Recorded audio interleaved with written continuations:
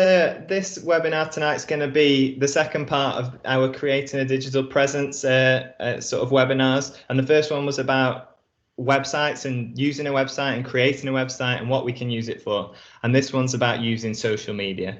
And so the first question we've got to answer is probably why bother with social media? You might think, oh, well, we've been doing quite fine without using all of it, or maybe just using Facebook, or maybe not even using it at all, just using word of mouth. But we think that everything that a club or a team does in 2021 should probably have two basic considerations. And so does what you're doing help you to to recruit new members and players? And also, does what you are doing help you to retain existing members and players and to keep them interested and updated? And social media can help you do both of those things really, really well, and in a variety of different ways that you maybe can't do in a face-to-face environment.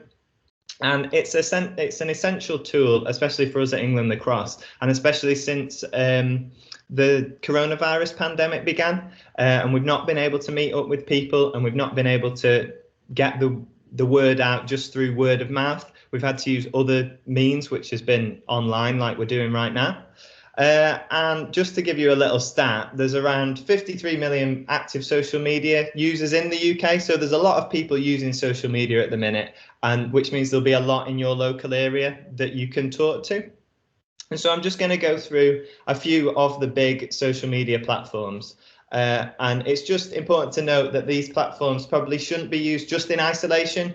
Probably shouldn't just use one. You should try and use a mixture and a combination of a few of them, because they can really help to hit different audiences. So first of all, I'm just going to talk about Facebook. It's the largest social media platform in the UK. There's about 50 million users of Facebook in the UK, and the largest group is quite a younger group, a 25 to 34-year-old group, and they are predominantly women. 52% of those users are women. So if you're trying to hit maybe a younger audience who's predominantly women, then Facebook could be a really useful tool to use. Although, having said that about younger people being on it, there is quite a wide range of ages of people who use Facebook. So it's a good consideration across all of the ages. And it's a really good way to target community groups in your local area and social groups, maybe sports pages and things like that in your local area, because quite often there's pages set up for quite specific areas as well, where people talk about local issues on those pages. So if you're trying to get out in a local area, Facebook's a really good tool for that. And you can also create things called events, which are pages where so say you're having a taster session at the weekend, you might create an event on Facebook that people can say that they are going to, and they can start a discussion on those pages, and it can be a good way to engage people. A couple of maybe slightly bad points about Facebook is that the younger audiences, people younger than 25, don't use Facebook as much as other groups. And so you're going to have to look elsewhere if you want to try and hit those people. But you could be hitting that younger audience's parents or guardians, so it shouldn't be neglected if you're trying to hit that audience. And it's also a social media platform that's not growing as quickly as other platforms. So, for instance, us at England Lacrosse, in the past 18 months, we've grown our Facebook audience by about 4%. But it's not as good as a big an increase as on other social media platforms. And then I've just put a little image to the right of the screen there, where of what Facebook would look like on somebody's phone. And you can see that you can write a little bit of text, you can add a link or a picture or maybe a video as well, and then people can interact with it as well by liking it, or they can comment, or they can share it to their own Facebook pages as well. And so the second one that I'm going to look at is Instagram. And it is a social media platform that really thrives on visual content. And so you really need to have good pictures to use Instagram. And it's a really good idea to invest time in getting good imagery and good videos to use on Instagram, because that is what people are looking at. On Facebook, they might be reading a little bit more, but on Instagram, people aren't so much bothered about that. And the largest group of Instagram users is same with Facebook, is that younger 25 to 34-year-old age bracket. But interestingly, the second largest group is even younger than that, 18 to 24. So if you're wanting to hit a younger target group, then Instagram could really be a good tool to use. And it is a platform that does grow quickly, and it continues to grow quickly. We've seen our Instagram audience grow by about 28% over the past 18 months, which is obviously a lot bigger than we've grown on Facebook. So this is a platform that we're really focusing on, especially to hit those younger people as well.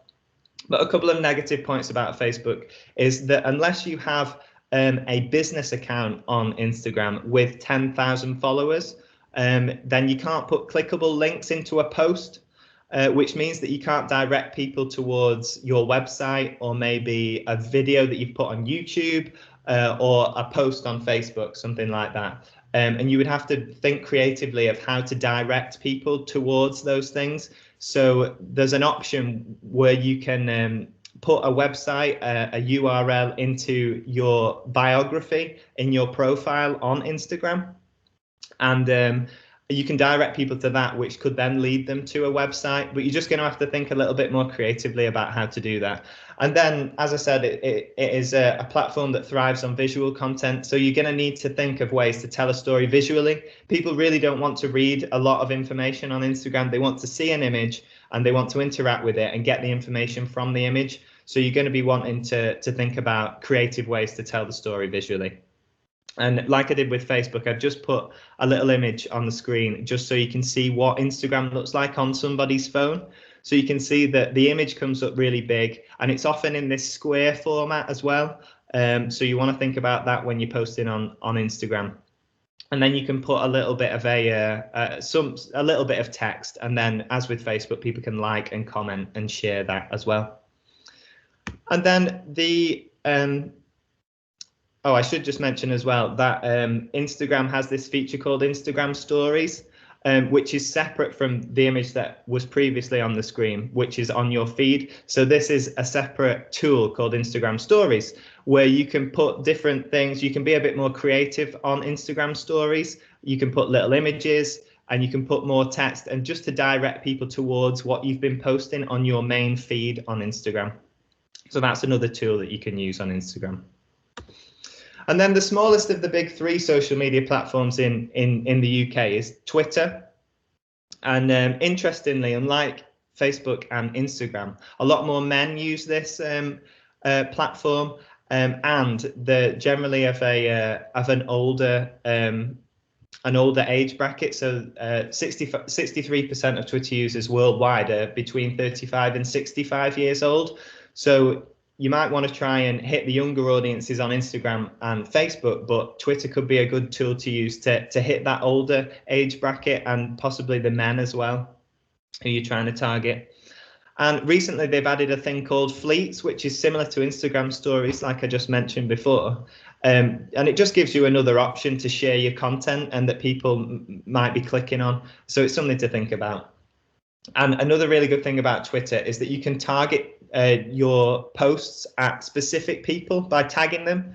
And a good way to use this might be, say, if you were holding an event or holding a match that you wanted maybe the local media to come down to and to report on, and if you've got a story for them, you can tag them directly in it so that they'll be able to see that post, and then they'll be able to engage with you and interact with you, and then maybe they might come down to your event.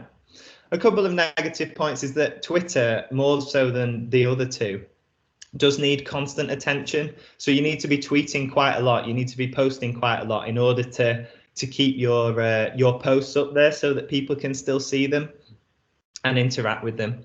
And you've only got 240 characters in a post as well. So on Facebook and Instagram, you've got almost unlimited amount of text that you could use. But on Twitter, you're limited to 240 characters. So you're going to have to try and think of ways to keep your message quite concise, and to tell your message in fewer words. You might need to use images or videos or put links in your posts to direct people elsewhere because you don't have as much room And we found at England Lacrosse that we can sometimes struggle to get engagement with our target audience on Twitter. They might be a bit more reluctant on Twitter to comment on things and to start a conversation, whereas on Facebook, that could be a really good place to start a conversation. Twitter's a little bit more difficult. And then just like with the others, I've put a little image of what Twitter would look like on somebody's phone. And it's similar to Facebook, where you've got your text at the top, and then you can also put a photo or a video that's got a link in it, and then people can comment or they can share or like your post as well. And I thought I'd just mention a couple of other platforms that you can use that are maybe a little bit smaller than those big three social media platforms.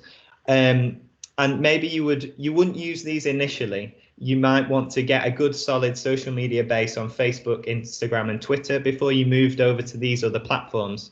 But TikTok is a platform which has got quite big in the past year, and it basically consists of a feed where people create 15-second videos, often accompanied by music. And there's been dance challenges where people challenge people to do a dance and then they upload that onto TikTok with music. But increasingly, it's actually being used by a lot of younger people to find out their news. And so it could be something to think about in that sense once you've got a solid base on the other platforms. And as it says on the screen, a lot of TikTok users are born between 97 and 2012. So if you were on TikTok, you've got a good idea of who would actually be looking at those posts that you put up. So it could be something to think about later on in the day. And then there's WhatsApp as well, which a lot of people use WhatsApp, and it's not necessarily a social media platform, so to speak. It's more of a messaging service, but it could be a really good tool to use for existing members or players. So you can create team or group WhatsApp messages where you could maybe update your team or your group with the latest that was going on at your club. So that's probably better for existing members rather than trying to gain new members. And then Snapchat, it was probably a bit bigger about 5 or 6 years ago, and increasingly it sort of gets smaller and smaller every year, but there's still quite a lot of people using it, and a lot of younger people are using it as well. And this is more of a messaging service as well, a little bit similar to WhatsApp, except you use predominantly images and videos on Snapchat. And increasingly, a lot of big news companies like the Sun or the Daily Mail and the BBC pay to advertise on Snapchat, which is obviously something that's not viable for a small organisation, but again, something that you could look to doing after you've got a solid base on the other platforms. And so now I'm just going to pass over to Sean, who's going to tell us a bit more about how we can use social media.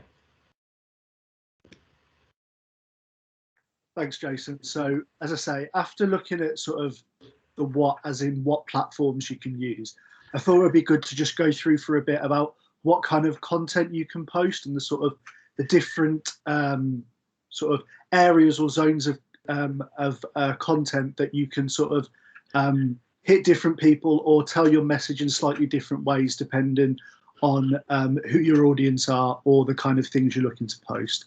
So what I've just done is on the left is a screenshot from our Instagram account, and it's just a list of some of the best performing posts over the last few months. So you can see the sort of the various different types of content that have performed particularly well. And I'll just go through some of those different areas and look at the different types of content that work well. So the first one I've gone with is the informational posts. This is like your bread and butter. This is essentially what your accounts will always have to have: a certain amount of informational things about when training are, if there's changes with membership, if there's training with, if there's differences with your matches, etc. That's your sort of information content that there will always be a steady stream of. And then looking back to the Instagram feed on the left, we've got the Lacrosse. So you'll see a few of those pieces are videos of actual Lacrosse content. So that's where we've taken highlights from games or taken particular good moments from matches. and played them back. So that's somewhere where you can, if you're able to set up some sort of camera, or even just at training, just getting 1 or 2 minutes of video. Essentially, this is a lacrosse club, so people will really engage well with the lacrosse action. So if you can just take some time to maybe think about, how you can show some proper lacrosse being played, or if you can take some clips from training, that's great content. That's, again, in that sort of bread and butter market of what people would like to engage with.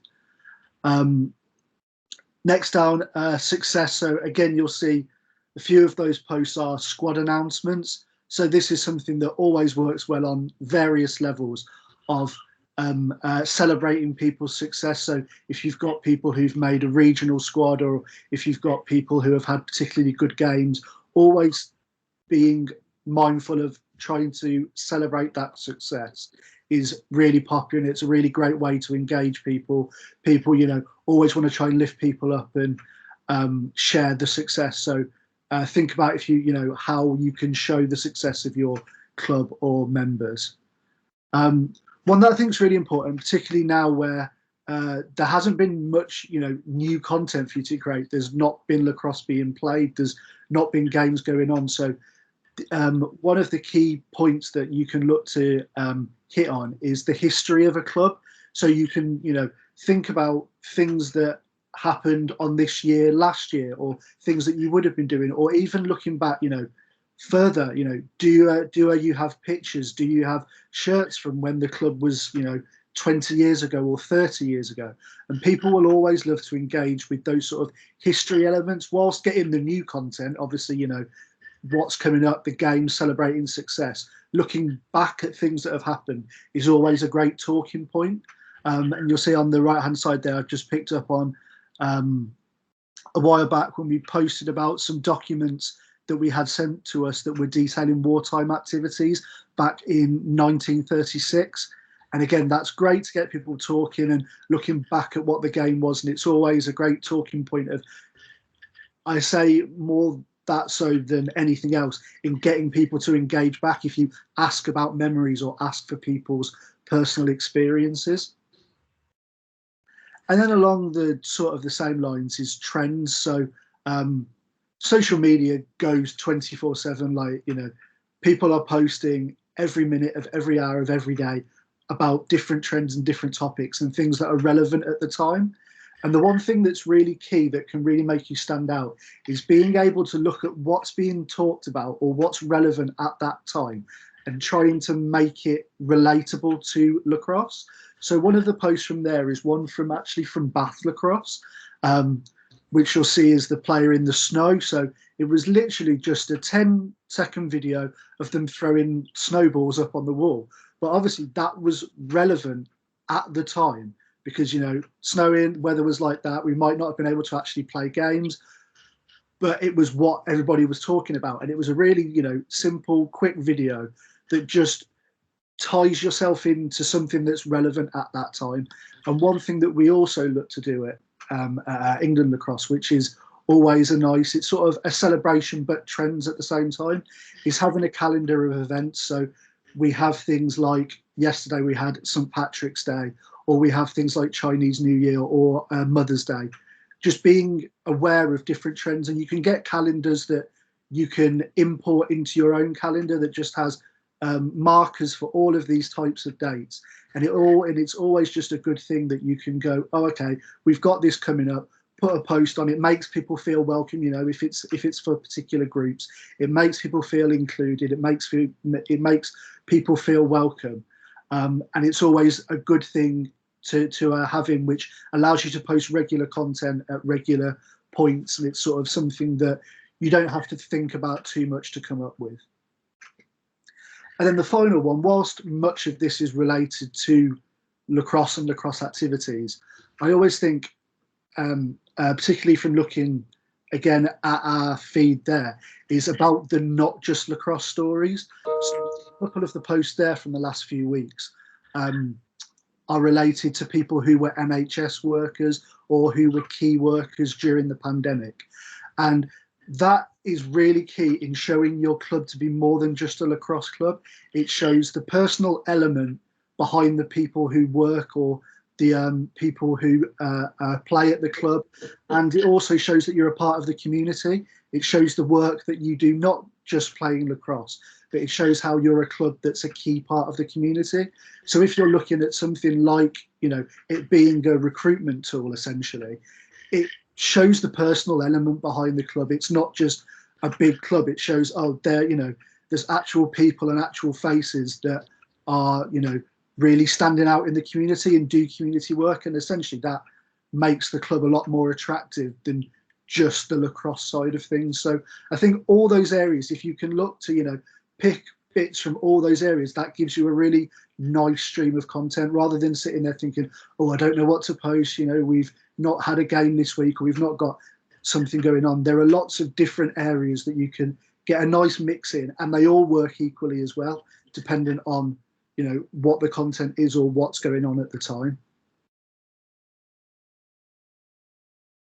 So now we've looked at the sort of the platforms and what kinds of content. I've now just given a few tips on here about how to get the most out of that content, or how to get the most out of the platforms that you choose to use. And I touched it on a little bit there about posting and sort of how regularly you can post. I think that's something that, as Jason touched on, can be dependent on the platform. So something like a Facebook or an Instagram, you can post regularly, but your post can sort of be there for a bit longer and they can develop a bit longer. Whereas you have to think about something like Twitter.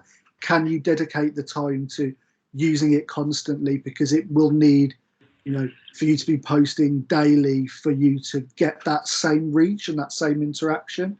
And again, it's something to think about is, if you think that you're struggling for ideas, are there regular things that are going to come up that you can always know, right? So we know that we play games on a Saturday, or we play games on a Sunday. So on a Friday, we're going to just post about what games are coming up, what teams are playing, the times and the locations. And then we know, great, then on a Monday, we can then post about the results from the games, and we can celebrate any success from that. And that just gives you a clear sort of cycle, rather than being like, oh, I don't know what to post this week. Right, on a Friday, I'm going to post this, and on a Monday, I'm going to post that. And just having that sort of regular cycle, people will look out for those posts, and they'll know that those posts are going to come. If they've not been able to get down to the club, or they're not in the area at the time, they'll know, oh, on a Monday they post the results, and on a Friday they post the games, and you then become the place that they'd go to look for that specific thing, and they'd come to your platforms on those days to get that information. And then secondly, along with when you post or how often, we always say it through the first presentation and through this one as well. Visuals are key. So your photos and videos, the way that all of these platforms work, we always talk about their like algorithms and how they post the content up to you. Content that has strong visuals or has videos attached performs far better than just text. They just automatically are presented to more people because these platforms know that it's what people like. So being able to take some time to just think about the visuals that you use, your photos or your videos, can make a really big difference, like straight away. And quite often people are a bit worried, they might not be experts on Photoshop, or they're not a whiz at being able to put together graphics. And they think that, that can put you off, because that sort of software will take a bit of time for you to learn how to use.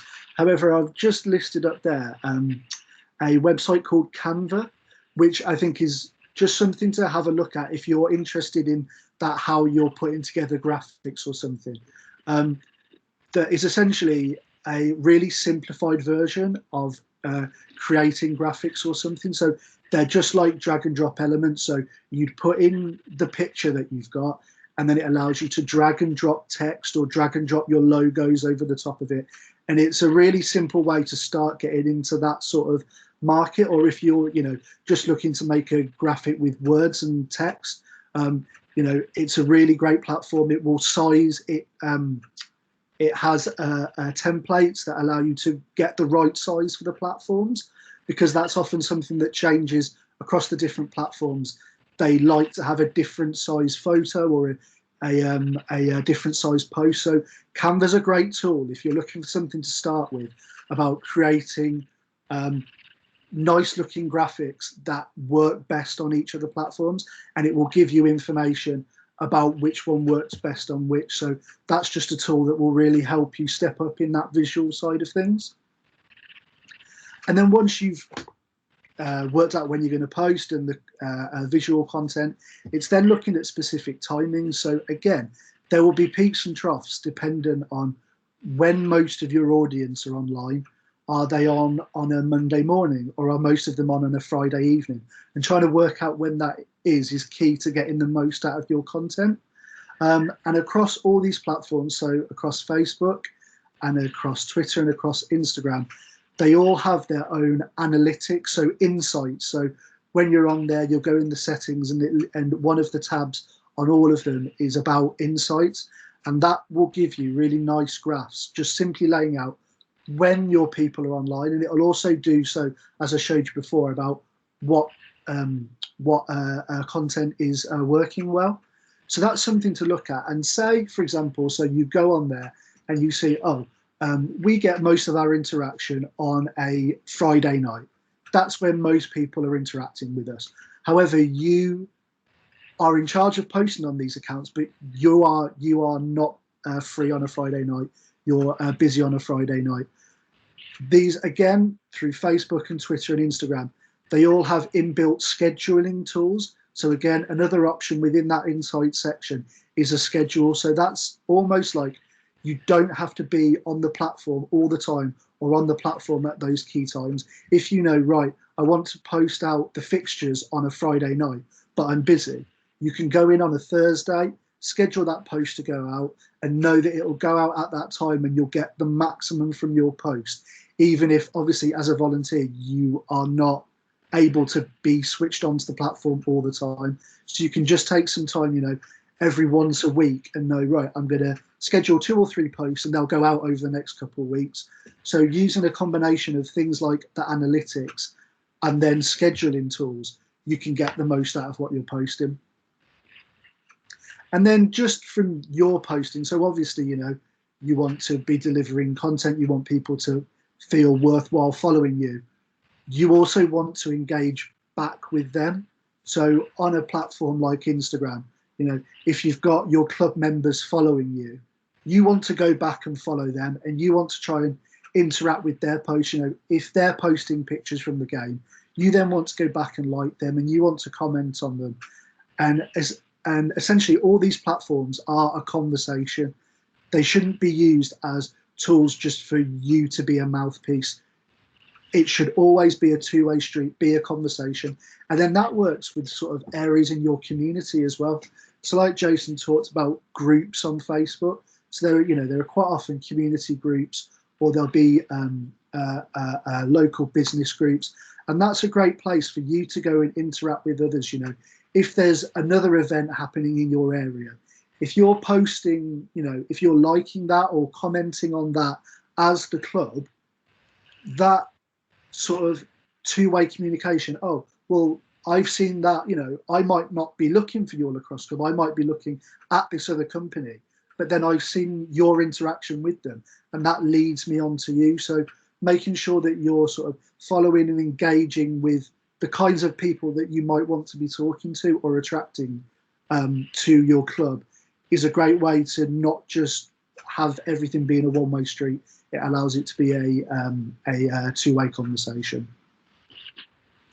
And again, a real key one, I think, is knowledge, and trying to find the people with the right skills to do these kinds of jobs. And I know that Casey touched on it in her volunteer presentation, is, you might have traditionally been tasked with doing something, but you might not think that you've got the right sets of skills. And at a club, generally, there's probably people that you might not be aware of who do have skills or who do know something. You know, you might be, because quite often clubs will have somebody who's designated as, right, I'm going to be in charge of social media. But like we say, there's so many more different platforms now, and you might know how to use Facebook and you might be confident on Twitter, but you might have never touched Instagram, and you're being told, well, we need to engage with this group on Instagram, but you don't know, you don't know the best ways to interact with that. Or Jason brought up TikTok, that's a very younger audience. And whilst, I mean, even for me and Jason, like, very experienced with using things like Facebook and Instagram, we don't have, as much knowledge as we do on that, on something like TikTok. So can you look at who the people within your club are who've got that knowledge and look for that help and try and share the load, try and spread out. Or if you just need to find somebody to ask and bounce an idea off, do you think this kind of thing will work? And I think that's a really important one. And that leads on to that teamwork element. As I said, social media runs 24/7. Every single minute, every hour, people are posting. There's different conversations. But us as people, we can't function 24 hours in that space. It's just really not realistic. So having, if you can have a group of 2 or 3 people that are all involved and all able to contribute, that just allows you to be able to spread the load and to be able to, not feel pressured all the time that you're the one single person that's responsible for all these platforms. If you choose to use all these different platforms, you will quite often need more than one person to be able to, look at one platform or look at another platform. And if you can get that sort of teamwork, that will really sort of lift you, rather than, it will allow you to bounce ideas off and be a lot more creative. And the final one that's really important, again, this is thinking about audience. It's almost always about thinking about how you speak to your audience. So the voice, you want it to seem like a conversation. You don't want to just be putting, just throwing out all the information in the same way on every platform. You want to be thinking about, right, so if I'm looking on Instagram and I'm trying to engage with a 18 to 30 market, what kind of language am I using? How am I going to make it seem like I'm talking to them? Or, for example, if you're looking at Facebook and you're trying to engage with the parents of players, how are you changing how you speak across those platforms to hit those markets, and while making it seem professional, because obviously you're a club and you want to present a certain type of outward-facing look, you also want to be personal. You want to make it seem like there is a person on the end of this message. Quite often, people can look at a club or an organisation and think, oh, they're just one big blob and there's nobody really behind it. But if you can create that voice where people feel like, oh, I'm actually speaking to a person, that's when you can get that sort of communication two-way street, sort of be able to make it really worth your while on various platforms. And this is just a quick slide about trying to find that community. So leading on about all the different audiences and the different ways you can get to them. So focus quite a lot here on Facebook, just because this is a platform where there are lots of different options for you to find your community as such. So you'll see on the right hand side, so I've based it off, I've just looked at Sheffield as a bit of a case study, and I've just thought, right, so if I'm a club in Sheffield and I'm trying to attract a university market, so you can literally just go on to Facebook and search at the top for groups for Sheffield freshers. So I've done a search there, and there's 1, 2, 3, 4, groups about people of that age and of that demographic, and they're all communicating, they're all talking as a community, and that's a place where you can you can look for these groups, and that's a great way to be able to target them, because essentially whilst you can post on Facebook and it goes to everybody, that that's a targeted communication, and if you post to that group, you already know that you're hitting that target market straight away. And then that kind of runs into down bottom left. about just general community groups. So whilst even in, you can look as wide as a town or a city, there are often really super local groups. So, for the very small area that you're in, there's probably a community group on Facebook. There's probably a group of people who are talking about things that are going on in that area. And again, that's a great place for you to sort of make yourself known and, yes, interact with others on there, but also post your own content. And then again, looking at wider community groups, so Yorkshire Sport Foundation, your sort of county sport partnerships, or even us as the NGB, we are part of your community and we're there to sort of interact with you and to engage with, and they're people who should be able to lift you up and promote you.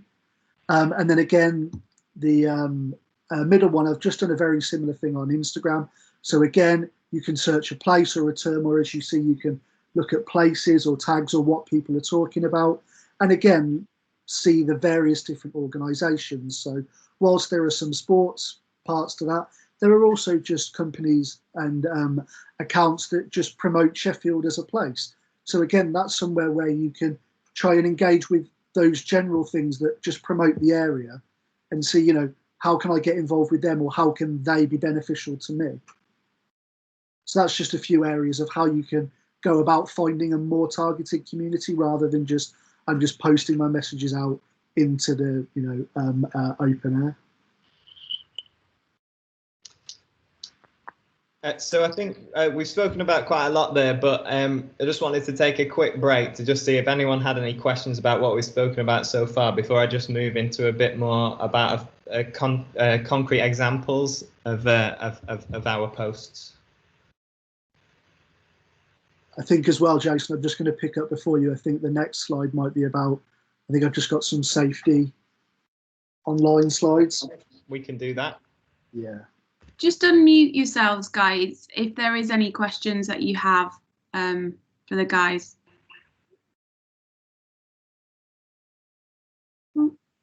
Keep going, Sean. Yeah.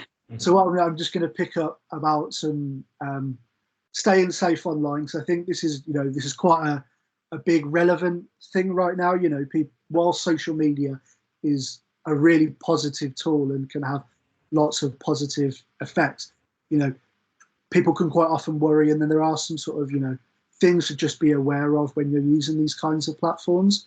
So number one, just about permission to use images and information. And I think we're all quite aware of this at the moment. If you've taken great pictures of a club event, or if you've, you want to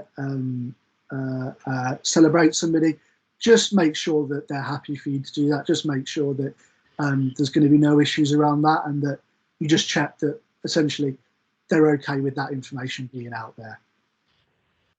And then looking at club contact information, so always on your various pages, if you're able to have some sort of other link to yourself. So this is where we talked about in the previous webinars about your website and about your club emails. If someone sees something on your social media, you want to be able to give them another channel to check you out on. So rather than just, oh, well, I've seen that one post, but I don't really know too much about them, I kind of want to verify who they are as a sense. So having a club email address or having a link out to a website sort of allows you to look more professional, and it gives that sort of verification of your information. Well, oh, they're linked to that website, or I can get them on email. So it just allows you to, for people to sort of understand who you are and know who you are a bit better. Then this is a really key one, and I think it's quite probably, you might not be aware, or people might not be aware of it. On platforms like Facebook, Instagram, etc., the age limit across these platforms is 13. So if you've got an account on there, you should be 13. And I think the point to take away is that if if people are interacting with you and you think they may be below that age, the key is not to interact. You shouldn't be interacting with people below that age. So if you're trying to, if you are trying to recruit people, at that age group, so 10, 11, 12, you need to think, right, you're talking to their parents, and you should be talking to their parents, and that's the demographic that you should be aiming at. So that's just something to keep in mind. And then again, about being aware and moderating what you do. So you may post content and someone might put a comment on it, and whilst that's their comment, you know, if it's not very nice or it's a bit offensive to somebody, you know, you are ultimately responsible for what's on your page. So you should just be aware of the conversations that might be going on your platforms, and just being able to take action if there's something that's not quite right. And again, from the previous one about multi-person access again, so if something does come up or there's an issue on a page, there's more than one person that can action something, or more than one person that can see a message or get into something. And then final, just looking at social media, the policies and conduct, code of conduct. I think from our point of view, at a base level, you should always have at least something like a code of conduct. And I know that most clubs will have a code of conduct in place, and the sort of in real life behaviours that you talk about in your code of conduct is something that you should make aware to, you know, not just the people running your pages, but the people of the club, that those in real life behaviours also extend to their online accounts. So, you know, I think it's maybe, you know, just looking at your codes of conduct, do they reference social media or online? And just thinking about if you can maybe change that or update that to be, you know, these are behaviours that we expect of you at the club. We also think you should behave like that online, and how you conduct yourself online. And moving on from that, you know, if you think you want to have a full social media policy, you can do that. That's great, and that will really, you know, set out everything that you know, that is expected of people. But as a minimum, looking at your code of conduct and making it aware to people that this also relates to your online behaviour is a real key point to take away. This isn't a trick question, but yeah, does the players' code of conduct, the EL players' code of conduct, have anything in about this, and should it? I don't. Go on. I was just say, I believe it does. I'm pretty sure that we have that it does relate to your online presence, and it should if it's not there, but I think it is there. Okay, thank you. So yeah, we've spoken about the sorts of platforms that you can be on, and Sean's spoken a bit more in depth about some tips and things like that. And I thought we'd just touch on a few more concrete examples now, and how it's important to really have a plan and to plan out your communications beforehand. So you want to have a general communications plan as an organisation, and just iron out what goals you might have. And what social media might be used, to what end social media might be used for. And then you want to think about the appropriate communication methods, like I mentioned earlier on, because you might have different target audiences, and different platforms have different target audiences on them. And so, for example, if we just have a look at some social media posts before last year's National Schools Championships, and before we post about an event, we always think about these 4 things. So we're always thinking about the aim of each individual post, as well as the aims for the whole the whole plan that we've got for the National Schools Championships. And it's quite often the aim is to engage people and to inform people about the event and what's going on, and we can do that in various different ways. And we always think about the audience. Who are we trying to target? Are we trying to target the young people who are involved, who are going to be playing at the National Schools Championships? Or are we trying to target their parents or guardians? Or are we just trying to target the lacrosse community in general to inform them of what's going on? And that will then inform us where we put the posts. Is it going to be Facebook, Twitter, Instagram, or is it going to be somewhere else, depending on who we're trying to target? And then we always think about the messaging as well. We always think about whether we need to be concise, like we might have to be on Twitter, whether we, and what we want to do. Do we want to put a link in? Do we want to put pictures in, and just things like that? And then we also think about the methods and the resources that we might need before we put a post. So in the post on the top, that's got an article that links to our website. And so that then means that we need to have written an article that we can then link to, and we want that to look as good as it can look. And that might take time and resource to just put that in place before you put the post. Other posts, like the bottom one, we've actually shared that from Renkum, who tweeted a picture with some of their girls in it, saying that they were excited to be coming down to national schools. So that takes less time, less resource. We just share that. And then the one on the right, we obviously needed to source an image as well from the previous year's Lacrosse Championships, and also we have a link in that. So that takes time and resources.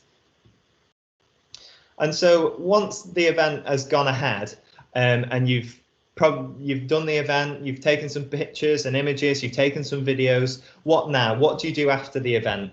Do you just leave it there, or do you post a little bit more about it? Well, the answer's right there. You should be posting a little bit more about the event. You should have taken pictures and videos during the event, which you can then use in the aftermath. So the image on the right of the dog, we decided that there were quite a few dogs and dog owners at the National Schools Championships. So that would be something that could be quite a fun thing to share after the event about the different dogs that were at the National Schools Lacrosse Championships. And as you can see, it got quite a number of likes, got over 500 likes, and that's really good. So you want to be focusing on pictures and images that you can then reuse, because as you can see on there, every single thing that we've posted after the event uses an image or video of some kind. And we also want to celebrate the success of the event if it was a success. So at National Schools, someone is going to win a trophy. And so in the top image, we've written an article on our website about who won the Lacrosse Championships, and we've repurposed an image and some of the information there. And so we've really wanted to celebrate the success of the event afterwards. On the image on the left-hand side, that's from Instagram. We've celebrated some of the staff who are helping us out there. And then another thing to think about is whether you want to thank people in the aftermath of an event, and that can usually be done in traditional forms of like an email, something like that, which is a separate thing. But you can also do it on social media. So the image on the left-hand side of the screen, we've thanked the staff as well as just so that we can give them recognition. And so that's a really good thing to do after an event, to just thank people and make people feel that they're part of that community, that lacrosse community and that team community. And then finally, and this is probably the most important thing to do after an event, is to evaluate your communications plan. You might need to tweak things about your organization-wide plan, but then also about your communications plan in general. Did you want to target a certain audience group, and did you achieve that? And if not, what different things could you do next time to change that, to get a bigger hit on some of those audiences that you wanted to hit? And then I think the general thing is just to go at it again. There's no point being shy about social media. It's here and lots of people are using it, and you can use it in lots of different ways, and not all of those ways will hit the audiences that you want to and will gain the right amount of engagement that you want to. But it's just about knowing that and about tweaking each time you go and have an event, about tweaking the methods that you're using and the different platforms that you're using, and then hopefully next time you'll get a bigger result, a better result. Jason, just cutting in there before you kind of go on to your next slide, we've got a message from David Bruce Morris in regards to needing permission from schools and parents when sharing images, and also what clubs need to think about regarding consent for images for children. I don't know if you want me to jump in here just to kind of say what we do for national schools. Yeah, from a national schools point of view, yes, we ask for permission for schools prior to the event. We send out a a form which we're happy to share with clubs if that's something that you guys need, as just a clear template, and we do ask for permission, and that's the same when we have spectators on site at national schools. So we ask parents to sign consent forms, and they need to have a badge or an identification, so when they're walking around the site and they get challenged, we know that they've signed the relevant documentation there. So just a few little things that obviously we do at national schools.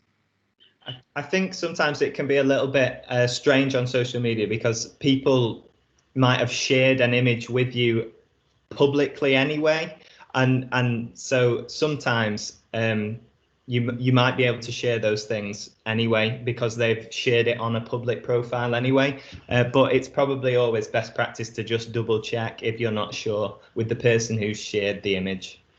Yeah, and I think with children, it's always about like identifiable features. So, for example, you're looking at that group team picture up there at the top. That's a large group of kids all together.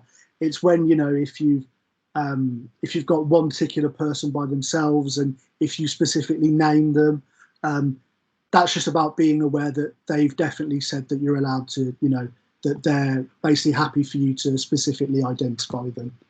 So just thinking about different things like that as well can be useful. Yeah. And then just to finish off, we thought we'd put a little bit of information about what we could do to support the lacrosse community in getting there, in using social media. And so we're always looking for good news stories at England Lacrosse. And obviously with the restart hopefully happening from the 29th of March, we're really interested in knowing what you're getting up to in the community, in the lacrosse community. And the image on the right is something that we did in January when Cobham Lacrosse Club let us know that they were still coaching online despite the lockdown, and they wanted to get that word out to try and get a few more people on their coaching. When they were doing it online. And so we wrote something for our website and then put that out on social media. So if there's anything like that you're ever doing that you'd like to get a bit more traction perhaps, or you'd just like to share with us, then we can help with getting the word out there. We've also got our weekly news email that goes out every Friday, and we always try and populate that with England lacrosse stuff, but then also stuff from across the community, the whole lacrosse community. And then also just in general on social media, you can tag our social media accounts in posts on Facebook, Twitter, Instagram, and we'll always try to share them wider and let more people know about them. And then my email address is just down there, just for your information. If you do have any good news stories or anything that you do want to share that you'd like us to talk about as at England Lacrosse, then you can just email me about that and I'll see what I can do.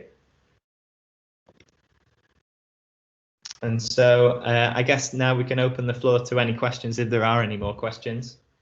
Yeah, just to point out, just because people might not know, for next week, we are intending to have a return to play update. So once guidance has come out from government, etc., but we will be getting out much more information about that as and when it's available. I've also, Rick, just going to drop in the England Lacrosse Code of Conduct is just there for you, and then on the website there's also a longer respect code document that you can look through as well. David, if you want to unmute yourself rather than writing, please do so. Thank you, Sean. Perfect. Thanks, Sean. One question was, do you have any advice regarding longer term social media strategies? So to that 4%, how things may change as you hit 1,000, larger numbers in the way that you manage your social media? I think it's about sort of, I'd probably not more a numbers game. It's more in the way that essentially knowing, like we say, about what content works well or what you think is successful and doing more of it or doing it better. So rather than, you know, I think people quite often can spread themselves quite thinly in lots of different areas. It's about, you know, being able to go, you know, we're gonna really focus on the video element of things, or we're going to really focus on the imagery side of things, and being consistent with it, rather than just putting a lot of maybe effort into it once, having a sort of a continuous pattern of it over a long time. I think that's where you talk about strategy, is, you know, you think about like series, or how you can, you know, do something more than once, or, you know, I've done a great event, but how do we keep doing that, or how do we keep replicating the things that work well? So I think that's where it's like, in that sort of strategy sphere is working out what works well and how you can do more of that and do it better. And it's always just refining the things, just make it a little bit better each time. And with social media, it's quite often, so we have a social media strategy, but it's quite often about adapting as well, because those things that work might not work in a year's time, 6 months time, or there might be a new platform. Like, no one thought, or you might not have thought, that TikTok was going to become so big, but it has. So then that's something that you need to then consider into the future.